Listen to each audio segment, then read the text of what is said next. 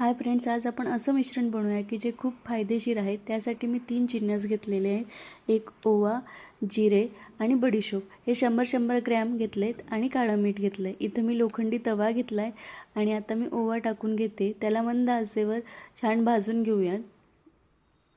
हे जे मिश्रण आपण बनवतोय ना ते आपल्याला खूप फायदेशीर आहे। एक म्हणजे त्याच्याने पचनशक्ती सुधारते, वजन कमी होतं, गॅस कमी होतो शरीरातला, अपचन जे झालेलं असतं आपल्याला सारखं अपचन होत असतं त्यामध्ये तुम्हाला त्याच्यातनं फरक पडतो। तुम्हाला जर पोटफुगी झाली असेल ती कमी होते याने।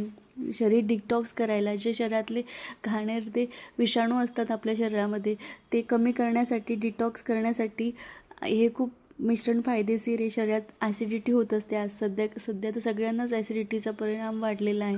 जर तुम्हाला कमी करायचं असेल तर हे मिश्रण तुम्ही दररोज सकाळी गरम पाण्यामध्ये किंवा कोमट पाण्यामध्ये टाकून 1 चमचा टाकून जर पिलं तर तुम्हाला खरंच खूप फायदेशीर राहणार आहे। हे बघा, मी अशा प्रकारे मंद आचेवर पूर्ण त्याला होऊ देते आणि त्याला पूर्ण भाजून घ्यायचं आणि मगच ते एका ताटामध्ये काढून घ्यायचं।